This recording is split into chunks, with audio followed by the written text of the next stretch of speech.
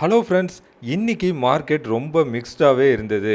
Nifty செக்டார்ஸில் பாதி sectors ஏற்றத்துலையும் மீதி sectors இறக்கத்துலையும் தான் முடிஞ்சிருக்கு.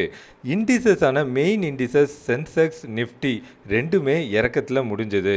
சென்செக்ஸ் 436 பாயிண்ட் இறக்கத்துலையும் நிஃப்டி 50 120 பாயிண்ட் இறக்கத்துலையும் கிட்டத்தட்ட 0.5% இறக்கத்தில் முடிஞ்சிருக்கு.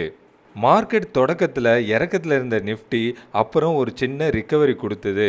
இருந்தாலும் 26,000ன்ற மார்க்குக்கு கீழே தான் இன்னைக்கு நிஃப்டி 50 க்ளோசிங் ஆயிருக்கு. நேற்று வீடியோவில் சொன்ன அதே காரணம் தான் இன்வெஸ்டர்ஸ் ப்ராஃபிட் புக்கிங் பண்ணியிருக்காங்க.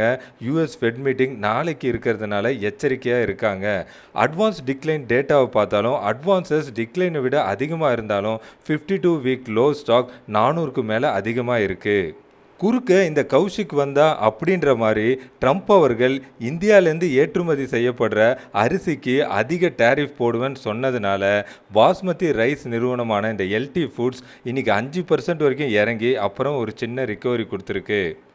டாடா கமர்ஷியல் வெஹிக்கிள்ஸ்க்கு பை ரேட்டிங் கிடச்சி அந்த ஸ்டாக் இன்னும் 20% மேலே ஏறும்னு சொல்லியிருக்காங்க. அதனால் இன்றைக்கி அந்த ஸ்டாக் 3.5% வரைக்கும் ஏற்றம் கொடுத்தது.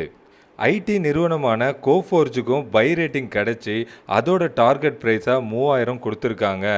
பயோகான்க்கு டார்கெட் ப்ரைஸாக 460 வரைக்கும் போகும்ன்ட்டு புரோக்கரேஜ் நிறுவனமான மோத்திலால் ஆஸ்வால் சொல்லியிருக்காங்க. நீங்கள் உங்கள் போர்ட்ஃபோலியோக்காக லார்ஜ் கேப் ஸ்டாக்ஸை தேடிட்டு இருந்தீங்கன்னா நாளைக்கு நம்ம சேனலில் போட போகிற வீடியோவை மிஸ் பண்ணிடாதீங்க.